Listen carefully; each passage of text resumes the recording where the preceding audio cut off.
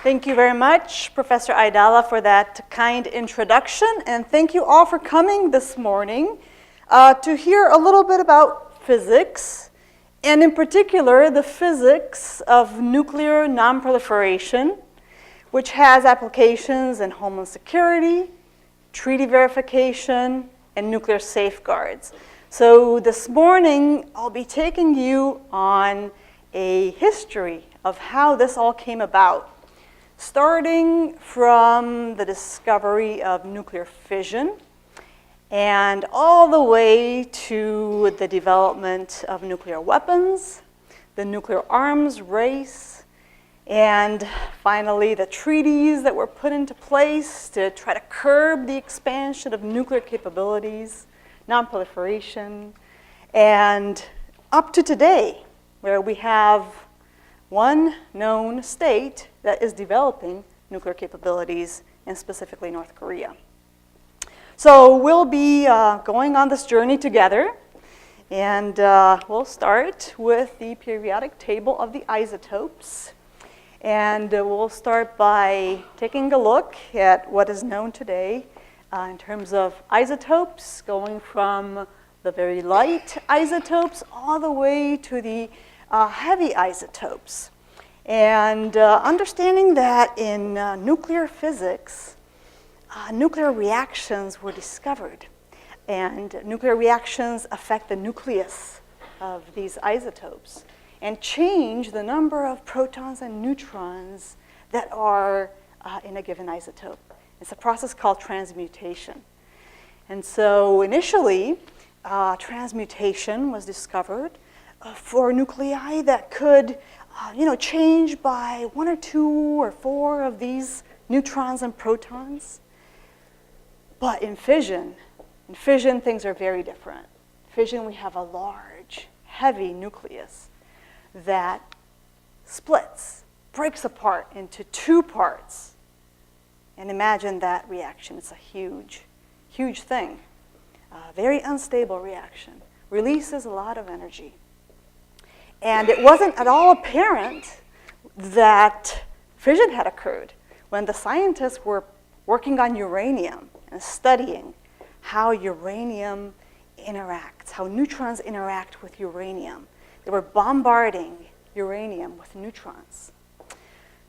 Neutrons are uncharged particles that can interact with the nucleus because they are uncharged, and so they can probe the nucleus and induce nuclear reactions. And scientists were using, neutrons and throwing them on uranium and seeing what happens. And they thought, we would get some neighbors out of this experiment. Well, instead, what they were doing is they were fissioning uranium, and they were getting fission products. These guys, they're about half the size of the uranium nucleus. So they were hitting uranium with neutrons, and they were making barium, or they were making cesium, something very far away in the periodic table. And so it took quite a bit of time to figure that out. So let's take a look at some of the key players in this discovery of fission. So Ernest Rutherford is the father of nuclear physics, made the first nuclear reactions, and got the Nobel Prize in 1908. However, he really didn't believe in the large-scale production of energy by nuclear reactions. He thought this idea was completely crazy. He called it a moonshine.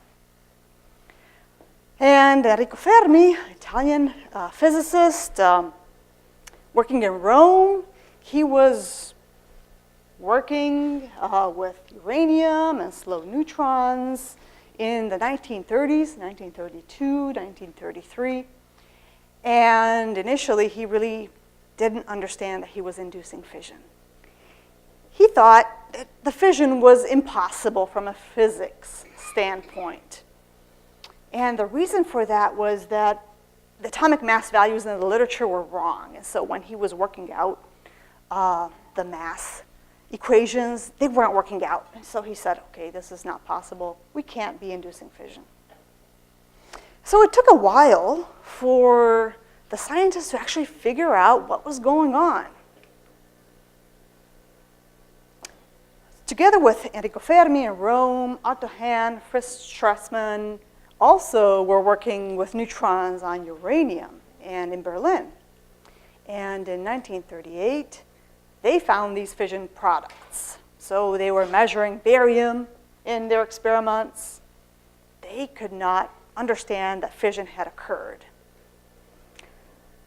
It was actually Ida Noddack, who was a scientist in Germany, and she criticized Fermi's conclusion that fission could not happen. She claimed in a paper in 1934, she was the first person to claim that fission was happening. The nucleus was breaking into two parts. Paper was published, but nobody believed her. The idea was so far ahead of its time that nobody really believed her.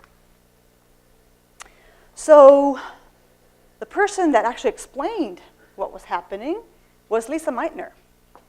She was a refugee in Stockholm, Sweden, from Austria.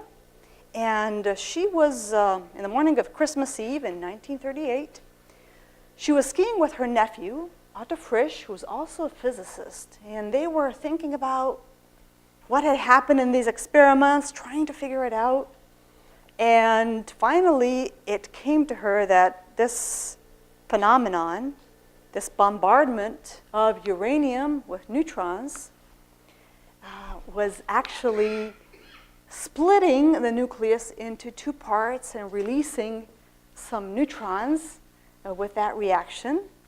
And she even calculated right there on her skis, she calculated the energy released in this reaction, which is approximately 200 million electron volts. So it's a very energetic reaction.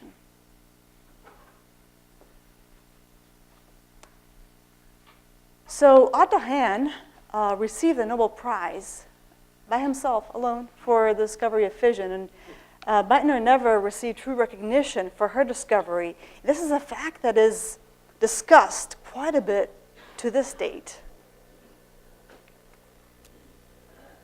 So let's take a look at this reaction.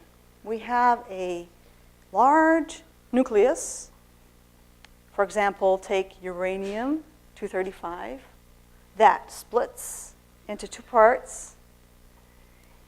And these two parts are very energetic, like about 200 MeV, million electron volts. And they are very excited. Their energetic levels are excited.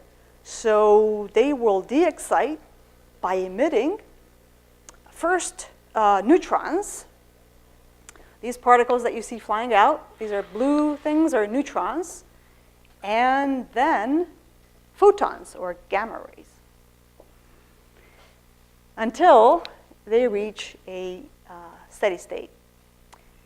So it became quickly apparent that if neutrons are emitted from this reaction, one could, if you put together enough atoms of, say, uranium, one could induce more fissions by using those neutrons that are emitted from the original fission. And so this is where a concept called the fission chain reaction can happen. So if we have other nuclei in the system, these nuclei can fission as well. And chain reaction can occur. Now, depending on how much of this material we have, this chain reaction can be self-sustaining rather than having a chain that kind of fizzles out, right? So this is the concept of a critical mass. So how much of this material do we need before this chain reaction is self-sustaining? So we're making enough neutrons that the chain reaction keeps going. And certain materials are useful for making a chain reaction. And these include these materials that we call special nuclear materials. They're nuclear materials, but they're special because they can sustain a nuclear chain reaction. So these include plutonium and also uranium. So uranium-233 and uranium that's been enriched in the isotope uranium-235 by 20% or more. So in this picture here, you see an example of a weapons-grade plutonium sphere. So in many cases, we have spheres of this special nuclear material. It's because the spherical geometry is especially useful for sustaining a chain reaction. And in this case, we see the sphere that is sitting on this other metal that is used to send the neutrons back into the sphere so that chain reaction can proceed. Okay, so you can see that when this top part is dropped onto here, then our chain reaction can be boosted. Okay, so the concept of critical mass depends on the mass of material, its density. So the denser it is, the more likely it is that we can have a critical mass. The shape, right? So imagine the same mass. If we had a thin shape, a lot of those neutrons will escape without the possibility of inducing more fissions versus a sphere. So in a sphere, we can really get to a lot of those other nuclei and sustain a chain reaction. So density, the shape, and the presence of reflectors. So such as this one here, a reflector will reflect the neutrons back into our fissile mass. So uranium, as I was telling you before, uranium is the heaviest element that we have on Earth. It's found in nature. So uranium is mined, right? You can find it in rocks. You mine it. But the stuff that you mine isn't really good for obtaining this critical mass, right? We need to enrich that uranium with this isotope uranium-235, which is especially good at sustaining our fission chain. Now, plutonium, on the other hand, is not found in nature in any significant amount. It has to be made, and we make it in a reactor. So we put uranium in the reactor, and we make plutonium. So when fission was discovered, it became quickly apparent that a huge discovery had been made. And this discovery really shaped the world that we live in today. We can use fission to make electricity using nuclear reactors. And this type of electricity is CO2 free, so it doesn't produce these very bad, harmful emissions that other methods of producing electricity produce. So we would like to use nuclear fission and nuclear energy to build reactors and generate a lot of abundant electricity. At the same time, we would like to prevent the spread of nuclear weapons. And so the same reaction, the same fission reaction can be used to develop these very powerful and very dangerous weapons. nuclear weapons.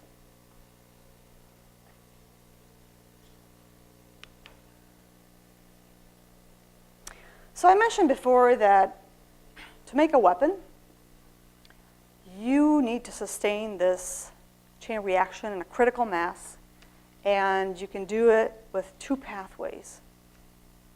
One pathway is the highly enriched uranium pathway, where you mine the uranium from the ground, and then you have to enrich it. And this process is a complex process. It's not easy. I would say, fortunately, it's not easy to enrich the uranium to a level whereby you can make the special nuclear material and the critical mass for a nuclear weapon. One way in which you can enrich uranium in the isotope uranium-235 is by using centrifuge enrichment. And so in this type of enrichment, you convert the uranium into a gas. And then you use these centrifuges to spin the gas. And when you spin something that has different mass, you get a separation. Okay? And so when you do that, through many stages of enrichment, you can start to enrich in the isotope that we are interested in, which is the uranium-235. And in nature, it's not very abundant. So we have to do a lot of work to enrich the uranium in these types of enrichment plants. Now, the other pathway is the plutonium pathway, where we take our uranium, we put it in a reactor, and we irradiate it in the reactor, and that process makes plutonium. Then we have to take out the fuel from that reactor and separate out the plutonium. Again, this process is a complex technological process, and that is used to make plutonium. So here's a little bit more on uranium enrichment. And what you see here is the amount of work that it takes to start with natural uranium, which is only about 0.7% uranium-235, and enrich it all the way to over 90%, which is the enrichment that we need for making the core of a nuclear weapon. So in a power reactor, on the other hand, we only need a few percent of enrichment, about 4 or 5%. So when we have these centrifuge plants, one of the things that we worry about in nonproliferation and safeguards is that the enrichment levels stay around 4 or 5% and don't go up, up this curve all the way to the weapons grade enrichment. That's one thing that we worry about a lot when we're monitoring these facilities, these enrichment facilities. We want to check what's the enrichment level that the facility is actually getting out, right? It should also be noted that this curve is not a linear curve. So it's really steep here at the beginning. So it takes a lot of work to get the enrichment to these few percent, and then relatively less work to make it all the way up to the weapons grade enrichment. So this is important to know, and make sure that we're monitoring the facilities and we know what kind of enrichment they're working at.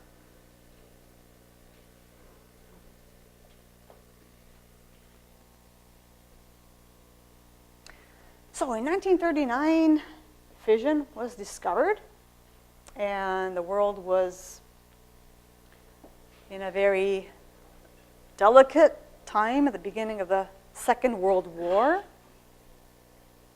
And it was soon clear that this discovery of fission was important to end that war. And there was something called the Manhattan Project in this country, where scientists and engineers worked tirelessly to quickly come up with this extremely powerful weapon, which is a nuclear weapon. And the US and Great Britain worked together to control the uranium deposits because Nazi Germany was also trying to get the same weapon. And so it was a race. So who could get there first? And in a few years since the discovery in 1939, in 1945, the US dropped 2 nuclear weapons on Japan, and that ended the Second World War, killing about 200,000 people. So following the end of the war, no other nations were trying to get the same capability. And so the Soviet Union had its first test in 1949, and in 1952, Great Britain had its first nuclear weapons test. So it became quickly clear that this technology was very powerful, very dangerous, and we had to curb this proliferation of this technology around the world. In 1954, President Eisenhower launched the Atoms for Peace program in the US, and encouraging the peaceful use of nuclear energy. Again, the use of nuclear energy to make electricity versus weapons. In 1955, we had our first Geneva Convention. In 1957, the IEA was formed. This is an international body that has mission to promote the research and development in the peaceful use of nuclear energy and applies safeguards around the world. So what do we mean by safeguards? We want to safeguard nuclear materials at nuclear facilities around the world, making sure that the material is not diverted for a weapons program. So as I mentioned, the special nuclear material is the core component of a weapon. It's what makes the weapon so powerful and deadly. And so if we can control that material, then we're in a good spot. We want to control plutonium and uranium around the world. So what does nuclear nonproliferation mean? It means we want to stop the further spread of nuclear weapons. So this timeline here shows the history of nuclear testing, right from the beginning, from the first test, 1945 in the US, all the way to today. So in this plot, what we did is we plotted the number of tests by nation, whether they're above ground or below ground. So initially, the tests were actually done above ground. What that means is we have a test and we're spewing in the atmosphere all of the products, all of the fission products from that test. So you can see here over the years, US, the former Soviet Union. You can see the number of tests. In certain years, it was up to 100 tests in a given year. So this was really getting out of control, frankly. So the weapons were becoming more and more powerful. In the 50s here, very powerful weapons. And all of these tests were done above ground. And then at some point, the tests became, below ground. What that means is we put that test underground so that all of the fission products and everything else stays underground. Okay. So US, former Soviet Union, France, United Kingdom, and China are the 5 original nuclear weapons countries. And since then, India and Pakistan, and more recently, North Korea.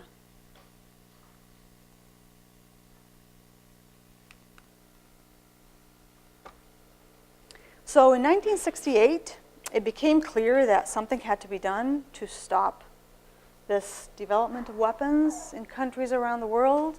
And so the first treaty, the Nonproliferation Treaty, was put into place in 1968. And that treaty basically divided the world into 2 groups.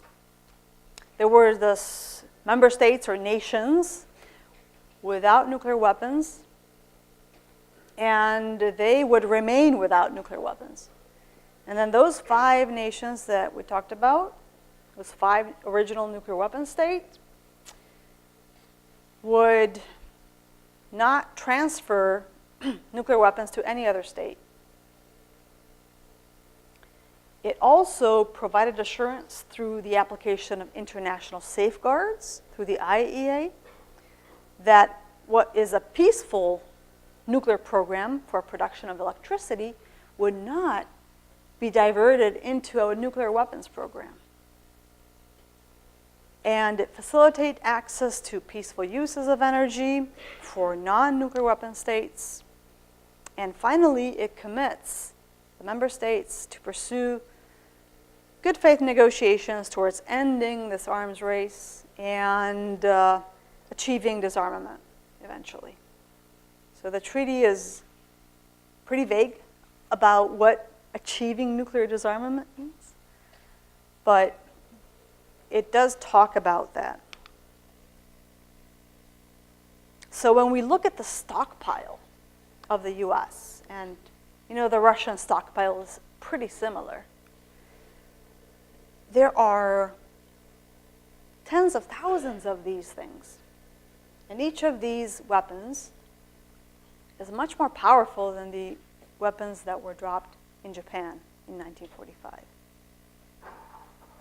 So over the years, there have been treaties signed between the US and the Soviet Union, former Soviet Union, to reduce the number of these weapons, achieving disarmament.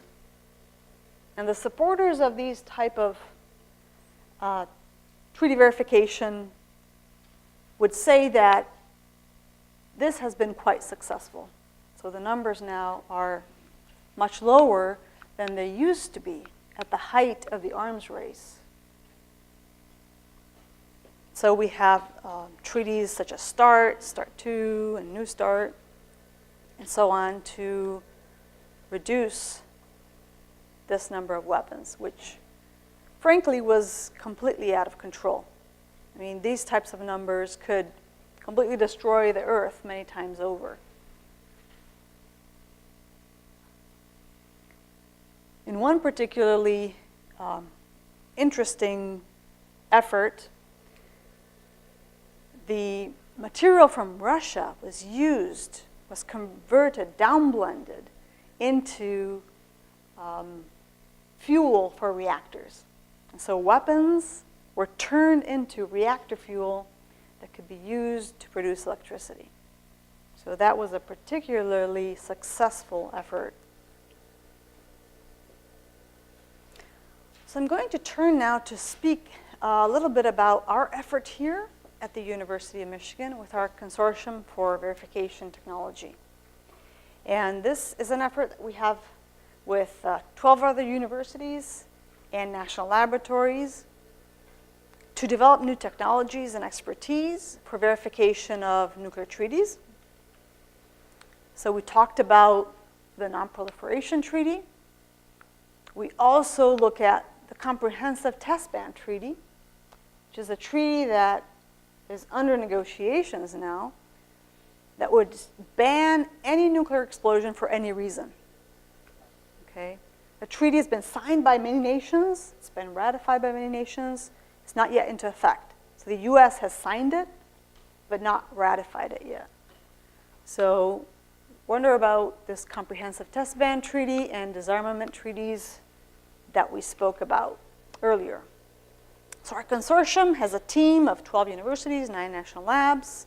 You can see the team here. So Michigan leads this effort, and MIT, Yale, Columbia, Princeton, NC State, Duke, Florida, Hawaii, and Oregon State are members of this team. And then we work with a number of national labs around the country. And our mission is to advance the state of the art in technologies and policies related to the verification of nuclear treaties, and also training the next generation of professionals in the nuclear field. So our labs are now facing a lot of retirements, and we're in need of new people who can contribute to the mission. So we're engaging a lot of students. We have 252 students and postdocs engaged in this effort. We hold workshops, and you see here a picture of one of our recent workshops with students and faculty. And we publish a lot of papers as academics. We have a lot of publications. So one of the projects that we're working on is looking at how fission chains happen inside a piece of special nuclear material. And so this animation here is a result of a computation. So we use a computer to predict how these fission chains happen inside the material, and how the shape and density of the material changes the effect of these chains. And the objective is to see what are the emissions from these chains. So some of these particles actually can travel a pretty long distance, several tens of feet in the air. So the neutrons and the photons made in here, they can actually make it out, and we can develop detectors that detect these things. So if we can detect these things, then we can say, what is this material? Is it HEU or is it something else? And so obviously that's important for non-proliferation and safeguards. So this is an instrument that we developed in my group, and each of these things here is a detector, and it's sensitive to the neutrons and the photons from our special nuclear material. So if our material is over here and it emits a neutron, that neutron can bounce around, kind of like a billiard ball, bounces around, and it gets detected by these detectors. And by doing some math, we can tell where along this cone the source was located. So this instrument can detect neutrons, but it can also detect photons, other particles that get emitted. So we call it a dual particle imager because it detects both the neutrons and the photons. So what we did with our students, we went to a place called the Device Assembly Facility in the desert, just outside of Las Vegas. And we measured special nuclear material, as you see circled here with a red circle. So inside that circle is a mass of highly enriched uranium of the type that I was telling you about. So we can actually measure large quantities, kilogram quantities of highly enriched uranium with our instrument that you see here in the background of this picture. And with highly enriched uranium, we want to induce the fission with a neutron, right? So this machine here will make neutrons and hit the uranium with those neutrons and generate a signal.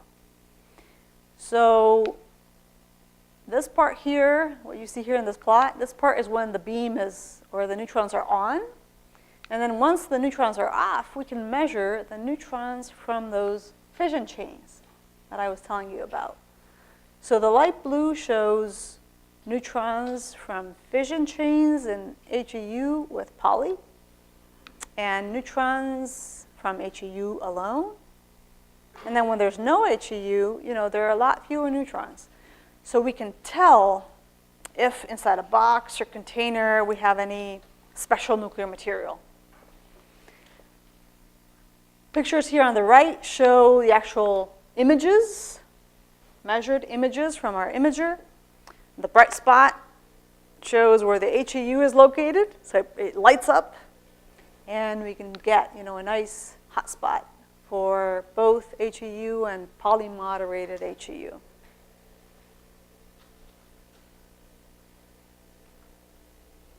So what we're doing now is we're taking that large instrument and making it a lot smaller and more compact, and using some new detectors materials that have recently been discovered.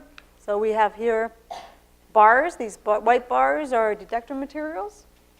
And the scattering of the neutrons happens between these bars. Between two of these bars, a neutron can scatter and actually form one of those cones, and then the cone tells us where the source is located. So we are performing this research for the Department of Defense, and they're interested in equipping our warfighters with detectors like this that could tell us if a certain box or in a certain building, at a distance, we could see if there's any plutonium present or uranium. So the graph at the top right shows a typical result from one of our detectors, and it shows two different regions. So this region here are particles from neutrons, and this region here are photons. So there's a good separation between the two regions. So we can separate out neutrons from photons, which makes it a dual particle imager. These are measured results, what you see here. And these results show hot spots. Basically, we used a Californium neutron source. These are sources that we can easily have in our lab here, versus things like plutonium and uranium, which we can't really have in our lab here at Michigan. So we use these sources. So these sources also emit neutrons and photons. And you can see that there's a nice hot spot right in the position where that source is expected to be. And so we're very happy to see that the detector actually works. And when we have two sources, we get two hot spots. So the first one is brighter, and the second one is a bit harder to see. But that's because that source was further away than the first one. So obviously, if something is further away, it's going to be a little bit fainter in our image. But this enables us to reconstruct not only the position of a source, but also its energy spectrum. What that means is the energy of the neutrons that are given off. So if we know the energy of those neutrons, we can actually say, what kind of source is this? So there are different neutron sources that we use. We could use them for industry, for example, and these sources have a different energy spectrum than, say, plutonium neutrons. So if we study the energy spectrum and it looks like this one, then we could say, hey, this could be a plutonium object, okay, versus a different energy spectrum. So this type of work is important for characterizing neutron sources, discriminating sources that could be used in industry from special nuclear material, and helps keep the world safer. So this is very motivating to our students. So what we're doing now is we are taking those images and putting them on an augmented reality set. So you may have seen this before. These are now commercially available. It's a Microsoft HoloLens, and it projects an image onto your space, your visual space. So you can actually see the radiation. Something that is invisible now becomes visible to you. So obviously this is very interesting for a lot of applications. So that this picture here shows my student wearing one of these HoloLenses and inspecting a barrel. So the idea is, hey, is there anything in this barrel? What kind of material is in this barrel? Is it a radiation source? Is it plutonium? Okay, so we can answer these questions by having one of those detectors I showed you, and the data from that detector gets ported onto the HoloLens, and the wearer of the HoloLens can see the emissions, the radiation from that barrel. So you can imagine, the applications for this and in facilities where we have nuclear material. The inspector could wear one of these things and walk around with their detector and see where the radiation field is coming from. There's applications in power reactors where you may have a leak or something like that, where you want to know where the radiation field is coming from. This would be helpful for that as well. So the image at the bottom shows two hotspots. And this is a picture from our lab here at Michigan, and showing the two hotspots where the two radiation sources are located in the framework of our lab.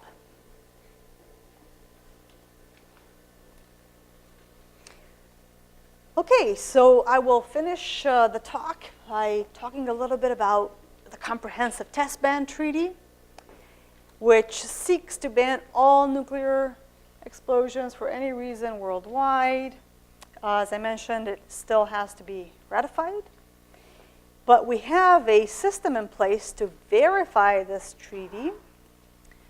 So this is a system called International Monitoring System, where we have stations all around the world in different locations, both on land and on ocean, that uses 4 different technologies to verify the treaty. It uses seismic, radionuclide, infrasound, and hydroacoustic technology to verify if there's ever a nuclear explosion. So the map here shows the location of these stations. And it's been applied, it's been tested quite a bit with the events in the past few years in North Korea. So this is a timeline that shows the 6 tests that have been happening since 2006 up to last year when the last test happened.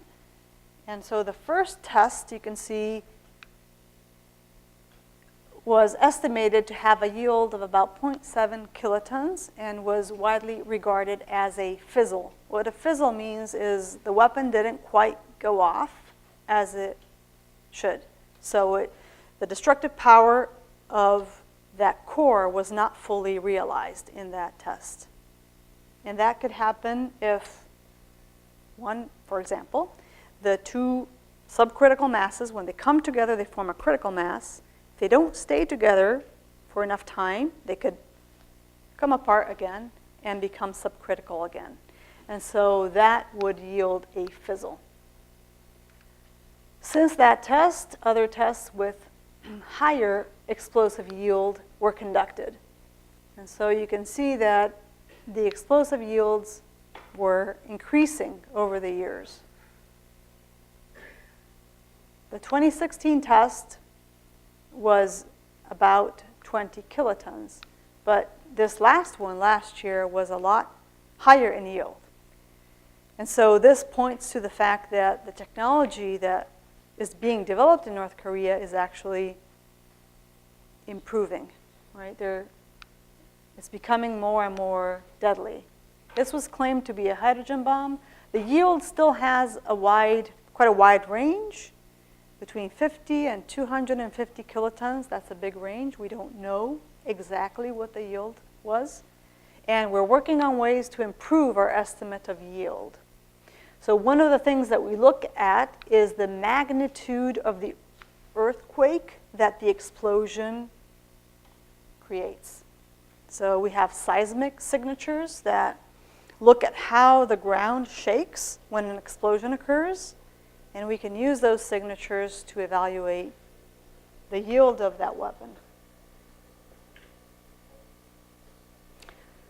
So we have this site where the underground tests are being carried out, and we have stations. This particular one is in China, MDJ, that look at the seismic signatures. And you see an example of these seismic signatures here. And if we study how these waves are generated, we can tell if the ground is shaking because of an explosion or because of a natural earthquake. Okay, and there are differences in the shape of these seismic signatures that can tell us whether it's an explosion or an earthquake. This work is done by our collaborators at Columbia University. And this is some of their analysis.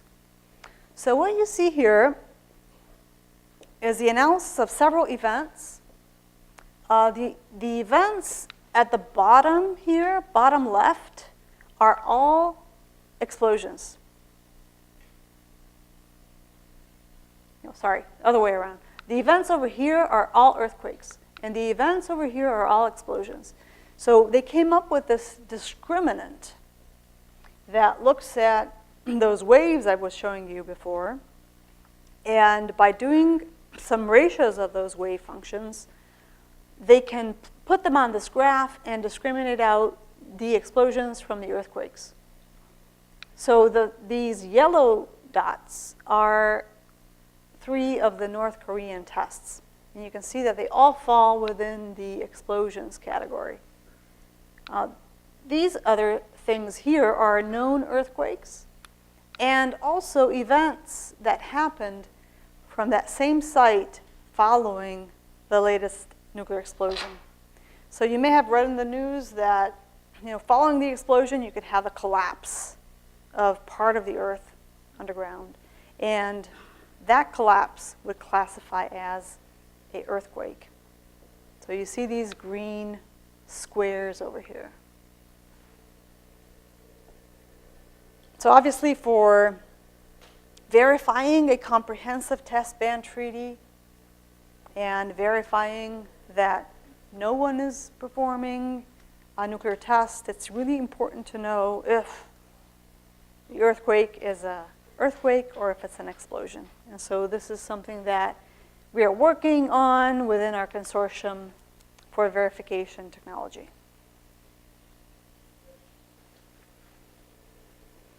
So we look at how the Earth shakes, but we also look at radioxenon monitoring. And radioxenon is the only technology that can for sure say that this event is nuclear, because radioxenon is a product of the nuclear explosion. So this radioxenon is detected by using detectors that are beta-gamma coincidence detectors. So the xenon decays by emitting a beta and a gamma, and we have 2 different detectors that detect those 2 particles in coincidence. So when we get that coincidence, we know, hey, there's radioxenon here. And so we can come up with plots like this, where we have regions of interest for the various radioxenons, and plots like this that separate out fission events from other events like, for example, some medical facilities could also be making radioxenon. So it's important to be able to separate those out and make sure that when we see a radioxenon, then we can say for sure this is an explosion. So if we go back to the North Korean events, those are all underground, right? So there's a phenomenon called venting, where if there is venting to the atmosphere of some of those fission products, then this radioxenon can escape from underground and enter the atmosphere and be detected by our radiation detectors that are all around the world. So you can see that if there's venting into the atmosphere, then the wind carries these particles around, and depending on where the wind is blowing that particular time, one of our detectors may detect some of these radioxenon isotopes. Now note that these detectors are extremely sensitive. So even if we have a very low concentration of this radioxenon, we could still detect it because we have very sensitive detectors. In February 2013, from that event, we were able to measure both the xenon-133 and xenon-131M from the event. So what we're doing here at Michigan with one of my students is we're developing a better detector for radioxenon detection. And so what we're doing here is using a detector that's more sensitive. So we're using what we call a Stilbene detector instead of a plastic scintillator. This particular detector does not have this, what we call memory effect. The previous generations of detectors, they suffered from this effect. It's called a memory effect. Basically, when they were exposed to radioxenon, then it took time before that radioxenon went out of the system. It affected the further measurements. And so with our detector, we won't have this problem, and it will help us distinguish these isotopes from xenon-133. And it also has what we call pulse shape discrimination, so we can lower the minimum detectable activity. We want that to be as low as possible to detect even very, very small concentrations of xenon in the atmosphere. So this is our prototype that you can see here. As you see, it's really small. And we're currently testing these new prototypes and replacing the currently used plastic scintillators in the new detectors.